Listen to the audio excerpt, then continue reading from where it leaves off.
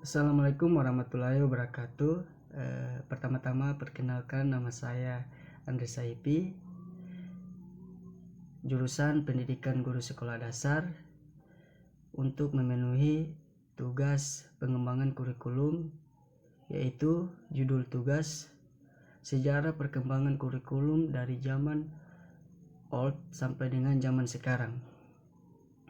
Baiklah, di dalam materi ini saya akan membahas 2 poin penting dalam pengembangan kurikulum dari zaman dahulu sampai zaman sekarang. Yaitu yang pertama, saya akan membahas tentang pengertian kurikulum yang ada di Indonesia. Yaitu pengertian kurikulum. Kurikulum merupakan seperangkat pembelajaran yang berisi niat dan harapan yang dituangkan dalam bentuk rencana atau program pendidikan untuk dilaksanakan oleh pendidik, peserta didik, dan semua elemen yang ada di sekolah. Dalam proses tersebut ada 2 subjek yang terlibat, yakni pendidik dan peserta didik. Peserta didik adalah subjek yang dibina, sedangkan pendidik adalah subjek yang membina. Kemudian terdapat pada Undang-Undang Republik Indonesia nomor 20 tahun 2003 pasal 1 ayat 19 menyebutkan kurikulum merupakan seperangkat rencana dan pengaturan mengenai tujuan, isi, tambahan pelajaran serta cara yang digunakan sebagai pedoman penyelenggara kegiatan pembelajaran untuk mencapai tujuan pendidikan tertentu. Kemudian kita masuk kepada poin kedua, yaitu sejarah perkembangan kurikulum dari masa ke masa. Yang pertama itu periode sebelum kemerdekaan. Itu dibahas tentang kurikulum atau sejarah perkembangan kurikulum pada masa periode penjajahan, yaitu sejak datangnya orang-orang Eropa, yaitu pada masa kompeninya Belanda dan masa pemerintahan Jepang sampai periode kemerdekaan. Kurikulum pada masa kompeni mempunyai misi penyebaran agama dan untuk mempermudah pelaksanaan perdagangan di Indonesia. Pada abad 16 dan 17 berdirilah lembaga-lembaga pendidikan dalam upaya penyebaran agama Kristen di Indonesia. Pendidikan tersebut untuk bangsa Belanda dan pribumi. Dengan adanya lembaga pendidikan tersebut, pihak kompeni merasakan perlunya pegawai rendahan yang dapat membaca dan menulis. Pada masa Jepang, perkembangan pendidikan mempunyai arti tersendiri bagi bangsa Indonesia, yaitu terjadinya keruntuhan sistem pemerintahan kolonial Belanda. Kemudian lanjut kepada periode setelah kemerdekaan, yaitu pada tahun kurikulum 1947. Kurikulum pertama pada masa kemerdekaan namanya Rencana Pelajaran 1947. Ketika itu penyebutannya lebih populer menggunakan Lehr Plan atau rencana pembelajaran ketimbang istilah kurikulum dalam bahasa Inggris. Asas pendidikan yang ditetapkan dalam Pancasila, situasi perpolitikan dengan gejolak perang revolusi, maka rencana pelajaran pada tahun 1947 baru diterapkan pada tahun 1950. Oleh karena itu, Rencana Pelajaran 1947 sering juga disebut Kurikulum 1950. Susunan Rencana Pelajaran tahun 1947 sangat sederhana, hanya memuat 2 hal pokok. Yang pertama yaitu daftar mata pelajaran dan jam pengajarannya, serta garis-garis besar pengajarannya. Kemudian masuk kepada tahap yang kedua, yaitu kurikulum pada tahun 1952.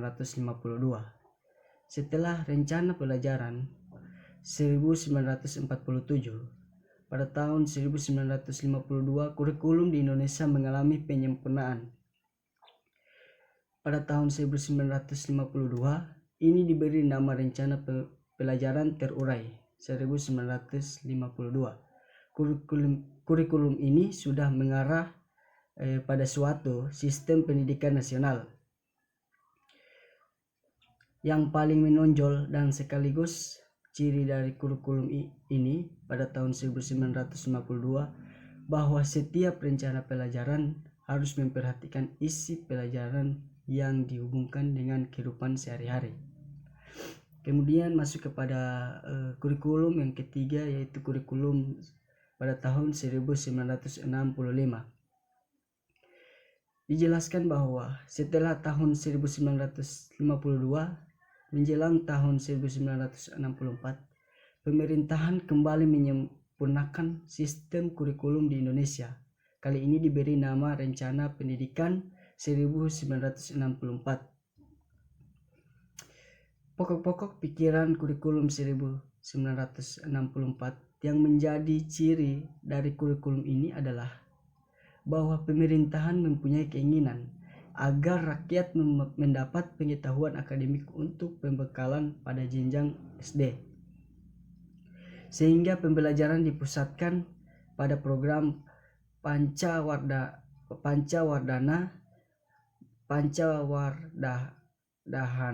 yang meliputi pengembangan daya cipta, rasa karya, karsa, dan moral. Mata pelajaran ini diklasifikasikan dalam 5 kelompok, yaitu bidang studi, moral, kecerdasan, emosional atau artistik, keprigelan atau keterampilan, dan jasmani. Pendidikan dasar lebih menekankan pada pengetahuan dan kegiatan fungsional praksis. Kemudian masuk kepada kurikulum yang keempat, yaitu kurikulum tahun 1968. Dijelaskan bahwa kurikulum ini merupakan pembaharuan dari kurikulum 1964, yaitu dijelaskan perubahan struktur kurikulum pendidikan dari Pancawardhana menjadi pembinaan jiwa Pancasila, pengetahuan dasar, dan kecakapan khusus. Kurikulum ini pada tahun 1968 bertujuan bahwa pendidikan ditekankan pada upaya untuk membentuk manusia Pancasila sejati, kuat dan sehat jasmani, mempertinggi kecerdasan dan keterampilan jasmani, moral, budi pekerti, dan keyakinan beragama. Kemudian kita masuk kepada kurikulum selanjutnya, yaitu kurikulum pada tahun 1975.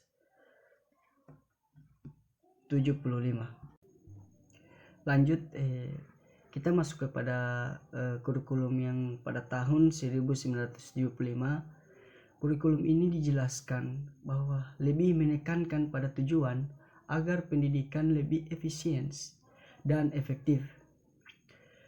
Yang pendidikan yang melatar belakangi adalah pengaruh konsep di bidang manajemen, yaitu MBO atau itu manajemen by objective, yang terkenal saat itu. Metode, materi, dan tujuan pengajaran dirinci dalam prosedur pengembangan sistem instruksional atau PPSI. Kelebihan dari kurikulum ini dijelaskan bahwa penekanan pada pendidikan yang lebih efektif dan efisien. Kemudian kurikulum ini sangat berorientasi pada tujuan pembelajaran, tetapi kekurangannya kurikulum ini lebih berorientasi pada guru yang menjadi pusat pembelajaran, sehingga atau akibatnya itu murid menjadi sulit mengembangkan kreativitasnya. Kemudian lanjut kepada kurikulum pada tahun 1984. Dijelaskan bahwa kurikulum ini mengusung proses skill approach. Meski mengutamakan pendekatan proses, tapi faktor tujuan tetap penting. Kurikulum ini juga sering disebut dengan kurikulum 1975 yang disempurnakan. Posisi siswa ditempatkan sebagai subjek belajar. Dari mengamati sesuatu, mengelompokkan, mendiskusikan, hingga melaporkan. Model ini disebut cara belajar siswa aktif atau yang bisa dikatakan CBSA atau Student Active Learning. Kemudian kita berpindah kepada kurikulum selanjutnya, yaitu kurikulum 1994. Kurikulum ini dijelaskan bahwa dibuat sebagai penyempurnaan kurikulum 1984 dan dilaksanakan sesuai dengan undang-undang nomor 2 tahun 1989 tentang Sistem Pendidikan Nasional. Hal ini berdampak pada sistem pembagian waktu pembelajaran, yaitu dengan mengubah dari sistem semester ke sistem caturwulan. Dengan sistem ini, caturwulan yang pembagiannya dalam 1 tahun menjadi 3 tahap diharapkan dapat memberi kesempatan bagi siswa untuk dapat menerima materi pelajaran cukup banyak. Tujuan pengajarannya yaitu menekankan pada pemahaman konsep dan keterampilan menyelesaikan soal dan pemecahan masalah. Kemudian kita masuk kepada kurikulum pada tahun 2004. Kurikulum ini dijelaskan bahwa lebih dikenal dengan kurikulum berbasis kompetensi atau KBK. Pendidikan berbasis kompetensi menitikberatkan pada pengembangan kemampuan untuk melakukan kompetensi. Tugas-tugas tertentu sesuai dengan standar performa yang telah ditetapkan. Hal ini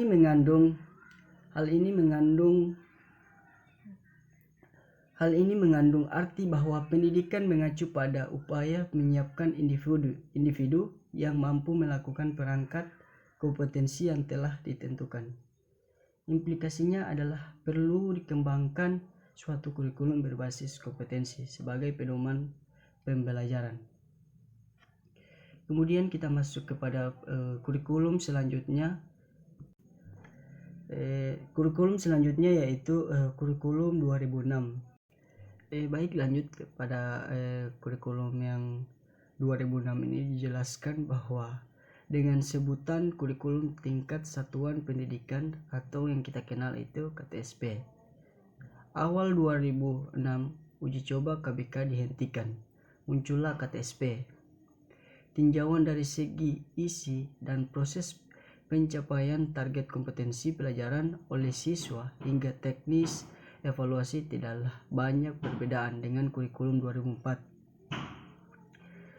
Perbedaan yang paling menonjol adalah guru lebih diberikan kebebasan untuk merencanakan pembelajaran sesuai dengan lingkungan dan kondisi siswa serta kondisi sekolah berada. Kemudian kita lanjut kepada kurikulum selanjutnya yaitu kurikulum 2013. Kurikulum ini dijelaskan bahwa inti dari kurikulum 2013 adalah ada pada upaya penyederhanaan dan tematik integratif. Kurikulum 2013 disiapkan untuk mencetak generasi yang siap di dalam menghadapi masa depan. Karena itu, kurikulum ini disusun untuk mengantisipasi perkembangan pada masa depan. Titik beratnya bertujuan untuk mendorong peserta didik atau siswa agar lebih baik dalam melakukan observasi, bertanya, sehingga bernalar dan mengkomunikasikan atau mempresentasikan apa yang mereka peroleh atau mereka ketahui setelah menerima materi pembelajaran.